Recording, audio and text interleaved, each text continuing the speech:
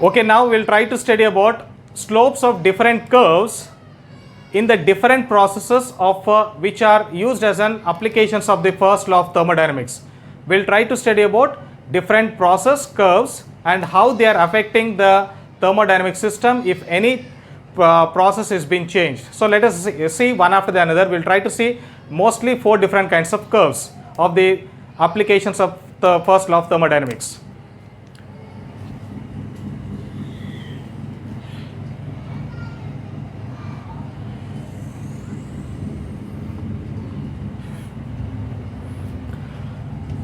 First one,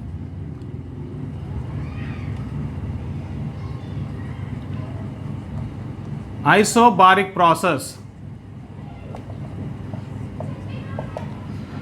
First one is isobaric process. We know that in the isobaric process, the thermodynamical variables will be changing at a constant pressure, If that is happening, let us see the curve of this isobaric process. The curve of an isobaric process will be, it will be a straight line,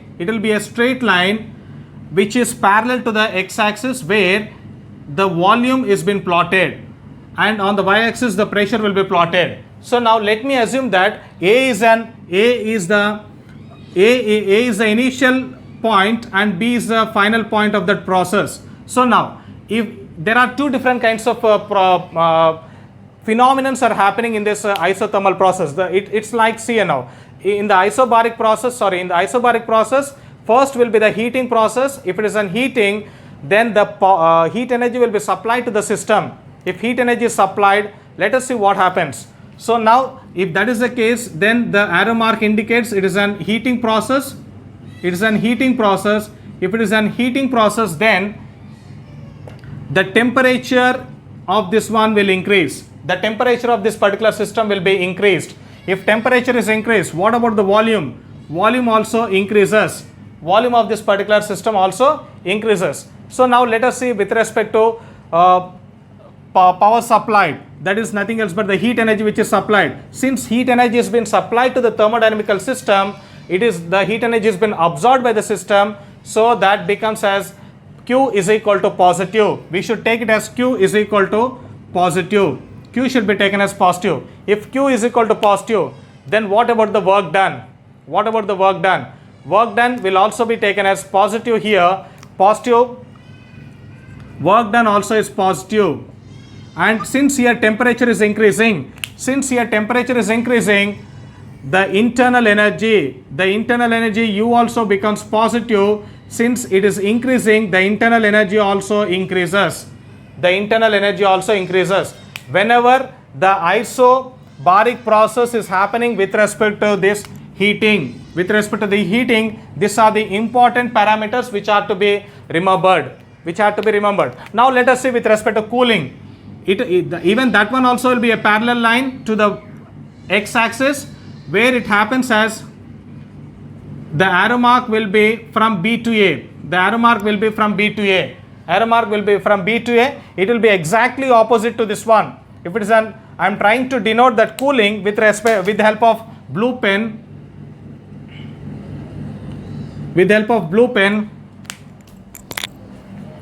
Now here, if it is cooling, then what about this one? The temperature will be decreasing. Since it's a cooling, there will be a decrease in the temperature. So it is decreasing, temperature is decreased.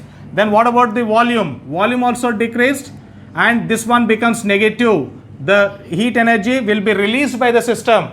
Heat energy is released here by the system since it is a cooling process. So it becomes negative, and work done also becomes negative. And here this one also becomes negative. Why? Because temperature is decreased. The internal energy is also negative, and internal energy will decrease. So these are the important parameters regarding the curves of the isobaric process. So now next one. In the isobaric process, the slope of this one, dP by dV. Since in this isobaric process, pressure is equal to constant. Here the pressure will be constant. Since pressure equal to constant, dou P by dou V, it's the differentiation of pressure. Since pressure is equal to constant, this becomes 0. The slope equal to 0. The slope of an isobaric process will be 0. Then coming to the next one, isovolumetric or isochoric process. Isochoric process. So let us see now here how does this slope will be varying. So now here the slope of this one will be a parallel line to the y-axis. It will be a parallel line to the y-axis. It will be a parallel line to the y-axis. Increasing. So now let us see if the process is moving from A to B. That is, if it is moving from A to B, here also there will be two kinds of process which are happening. So it's like heating and melting. So I can tell it as like expansion is happening and also compression is happening. So now isovolumetric process is nothing else but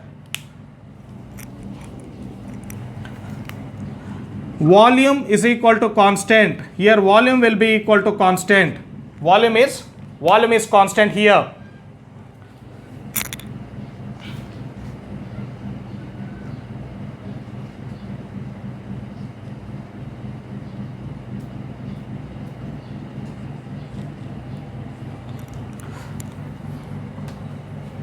Here volume equal to constant. Now first one, let me write it as heating process. This is for heating process. If heating is happening, I'm trying to write the heating parameters with the help of black pen. So now here what happens with the heating? The temperature will increase. The temperature of this one will increase. Temperature will increase. Then next the pressure will increase. Pressure is going to be increased in the isovolumetric process. The pressure will increase. And then with respect to the internal energy, since temperature is increased, the internal energy will become positive. Internal energy will become positive. Then next one, heat energy will be absorbed, so it is positive. But then what about the work done? Since there is volume is equal to constant, the volume is not changing. We know that volume is an indicator for the work to be done by the system or work done upon the system. Since here the volume is constant, the work will not be done. Work is not done. So that's why now here U is equal to positive and Q equal to positive. Now next one, whenever this cooling process takes place, that happens, even that is also same, a straight line which is parallel to this y-axis, B to A. Now let us see. Here I am trying to denote those with the blue pen. The temperature will decrease. The temperature will decrease here whenever it is cooling is taking place. Cooling means temperature will decrease. Then again pressure also decreases. Whenever the temperature decreases, the internal energy will also decrease. So that's why it becomes negative now.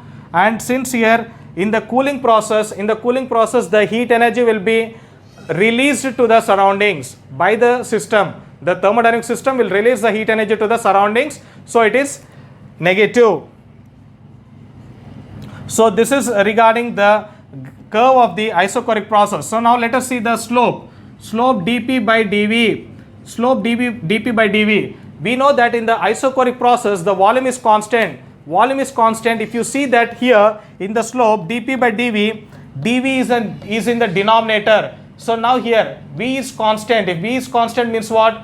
It is something like, if V is equal to constant, then dV becomes 0. dV equal to 0. Then differentiation of, in the fractions you might have studied that anything by 0 equal to infinity. Anything by 0 equal to infinity. Since here dV equal to 0, dP by 0 equal to what? Infinity. So the slope of this one, the slope of this particular isochoric process is infinite in nature. It is infinite in nature.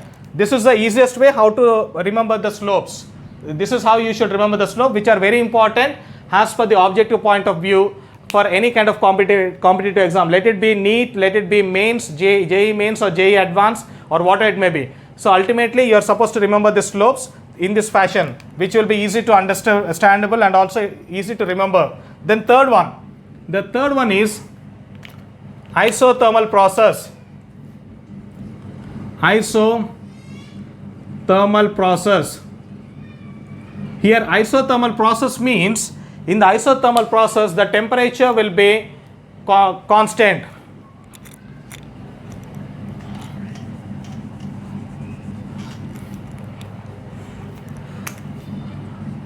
Isothermal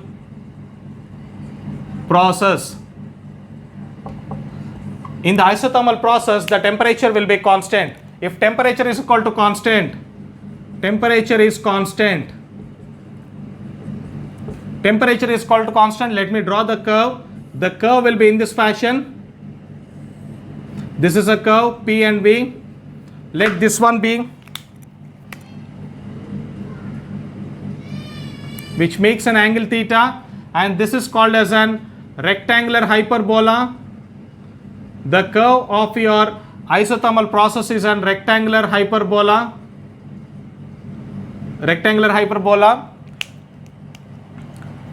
And the slope for this one, the slope of this one, that is dP by dV, is equal to minus of P by V. It is minus of P by V. When we try to differentiate this Boyle's law equation,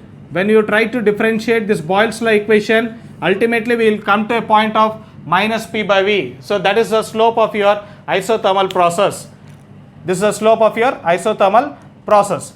Then next one, coming to the fourth one, adiabatic process.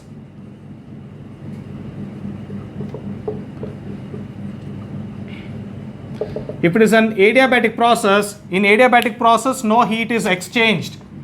No heat is exchanged.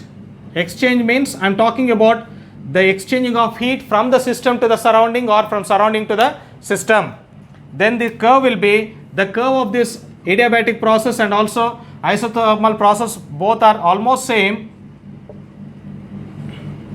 This one, and this is called as an adiabatic curve.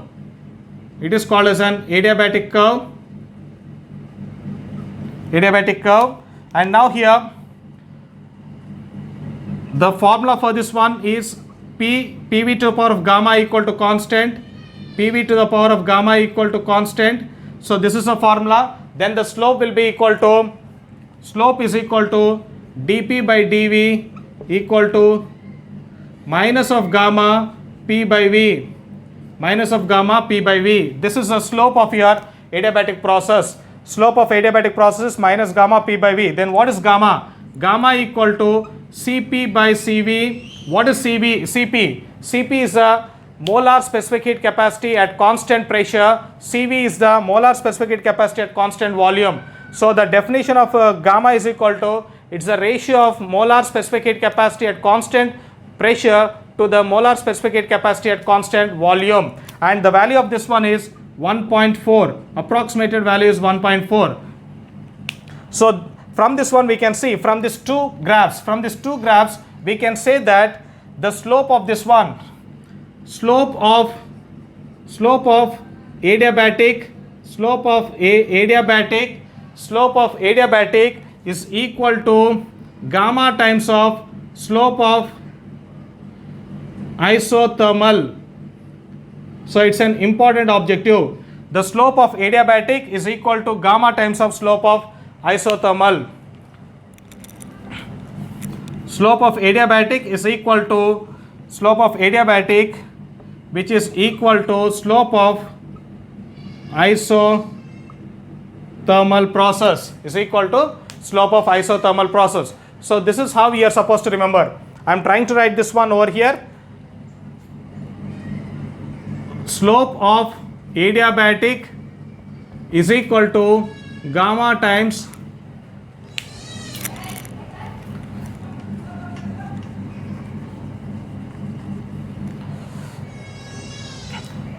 I'll try to write here because it's not visible. Slope of adiabatic is equal to gamma times of slope of isothermal process. So it's an important objective. So this is regarding about the different slopes of curves in different process of which acts as an applications to first law of thermodynamics. Thank you everyone.